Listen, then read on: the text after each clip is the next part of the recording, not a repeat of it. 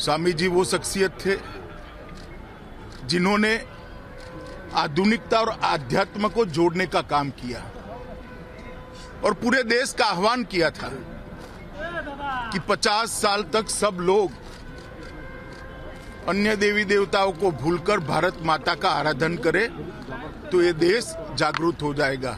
और उसके ठीक 50 साल बाद भारत की आजादी मिली थी। और मैं आज यहाँ आकर स्वामी जी के जन्म स्थान पर, उनके पुरखों के पूजा स्थान पर श्रद्धांजलि स्वामी जी को दी है और एक नई चेतना यहाँ से प्राप्त कर कर मैं जा रहा हूँ। और मैं आज भी मानता हूँ कि स्वामी जी के विचार उस वक्त जितने प्रासंगिक थे आज भी उतने ही प्रासंगिक हैं। This was Mr. Amit Shah visiting Swami Vivekananda's birthplace during his 2-day visit in Bengal. In this video you can hear Amit Shah saying that Swami ji के जो विचार हैं, जो मूल्य हैं, वे आज भी उतने ही प्रासंगिक यानी रेलेवेंट हैं जितना तब हुआ करते थे। पर क्या है स्वामी जी के ये विचार? What are these teachings of Swami Vivekananda which Amit Shah is talking about? Well, Shah साहब ने कह तो दिया कि स्वामी जी के जो विचार हैं वे आज भी प्रासंगिक हैं, पर अगर वह स्वामी जी के कुछ विचारों को खुद पढ़ ले तो शायद ऑफेंडेड महसूस करेंगे। So today let's count down 4 teachings of Swami Vivekananda which this political as well as social generation should practice, should apply to their daily lives. My name is Ishan Fauzdar and you are watching The Upfront.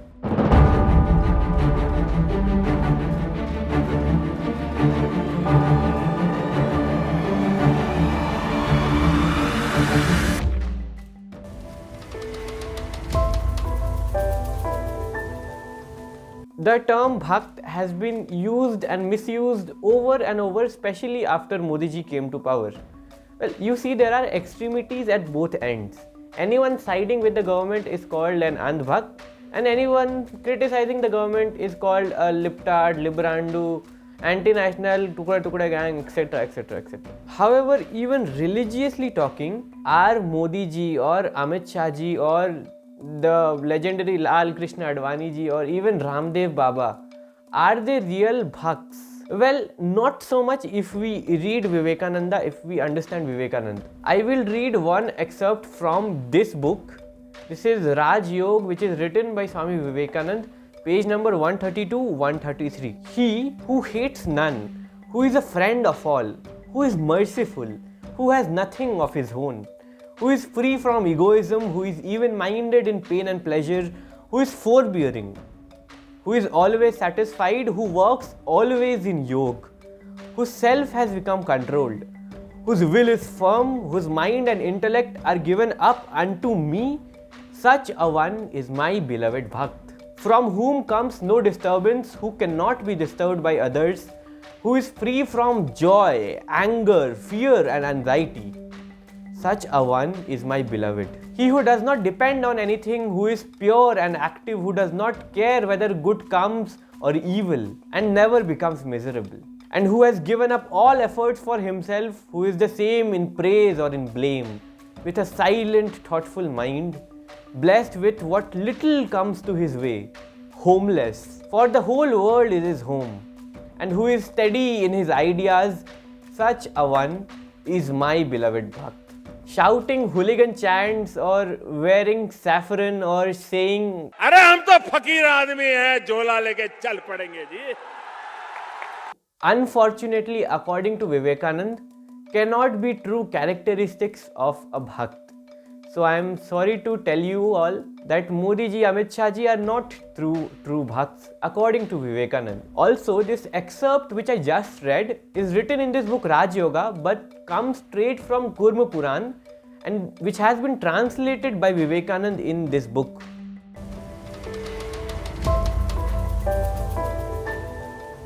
Everyone thinks that they have read Vivekananda, being totally unaware of his oceanic volume of work. However, we must have come across his famous Chicago address which he gave at the World Parliament of Religion in 1893. the one which began with Sisters and Brothers of America. Well, in this address and in many other speeches and writings, Swamiji propagated the idea of religious tolerance. In his first Chicago address, he said, and I quote, "I am proud to belong to a religion which has taught the world both tolerance and universal acceptance. We believe not only in universal toleration, but we accept all religions as true." Unquote. In his next address at Chicago itself, he narrated the famous story of the frog of the well, which is the cause of disagreement or intolerance. That is why this speech is called Why We Disagree. I have explained this story in this video. The link you will find in the description. Please go ahead and watch the explanation of this story of Vivekananda and its context. Swamiji was proud of Hinduism's tolerance and he was propagating this tolerance at the World Parliament of Religions.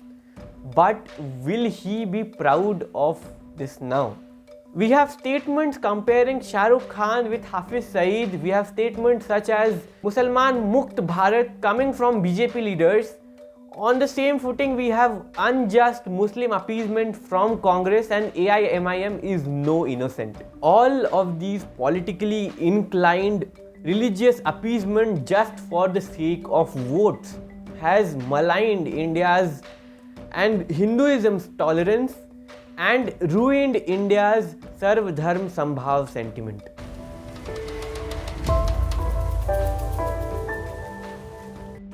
I firmly believe that this country called India was once a Jagat Guru and today is a different country because it has something called as faith.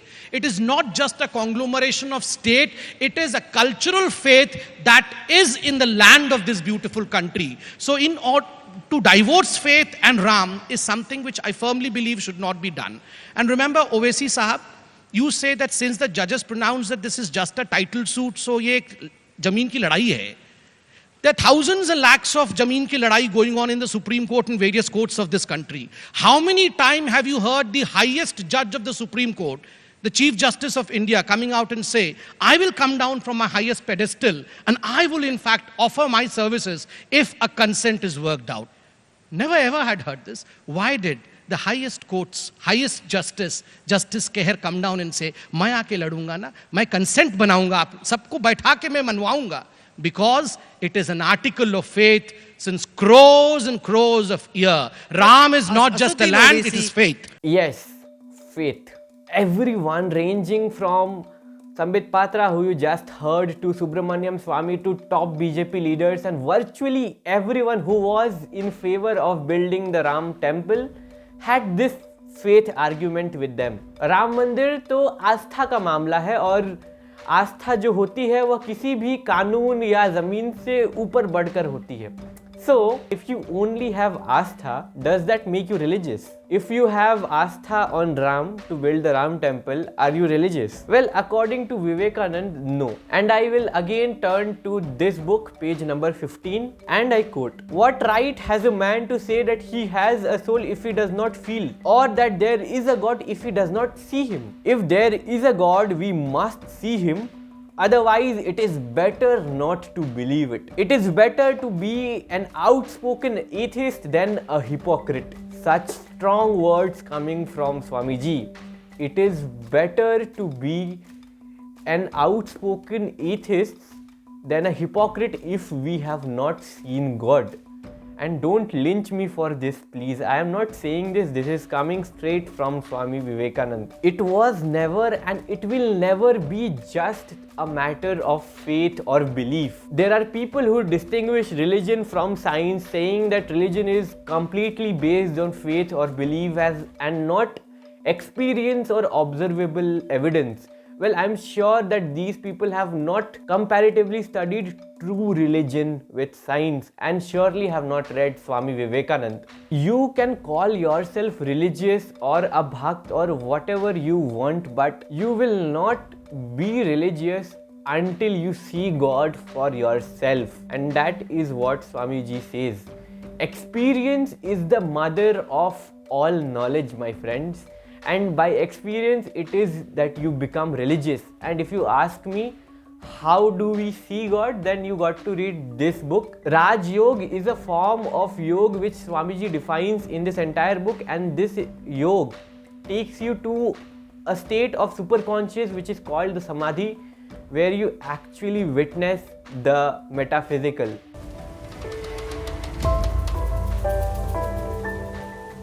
Swamiji once gave a lecture called Religion Not the Crying Need of India. In this lecture, he criticized Christian missionaries for erecting churches all over India at times of famine. He said, and I quote, "You erect churches all through India, but the crying evil in the east is not religion.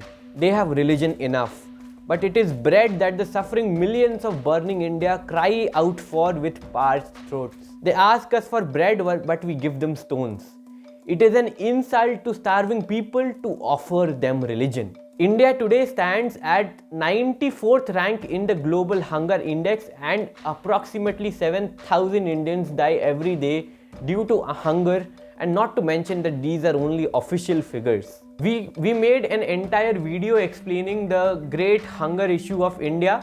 So if you want a detailed analysis, please head to the description where you will find the link to this video. Our government is gaga over Ram Mandir and love jihad, but when it comes to real issues such as hunger, they turn their back towards the millions who are dying out of hunger and starvation, and to the millions who chose them to power, who voted them to power. The Niti Aayog even went ahead to discredit the Global Hunger Index with void arguments, and I would not have been surprised if Yogi ji went ahead to call this hunger index as anti-national hunger index. Swamiji has many other teachings and values on education, polity, spirituality, so on and so forth, and I would fervently encourage you all to go ahead and read Swami Vivekananda's works.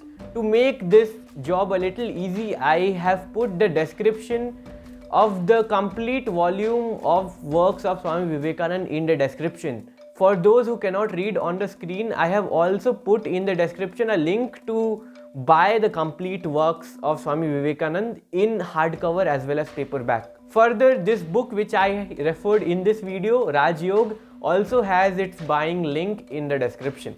If you like the work that we are doing, please do like this video and our other videos. Please do subscribe to our YouTube channel and press the bell icon to get regular updates on whenever we upload a new video. Thank you so much.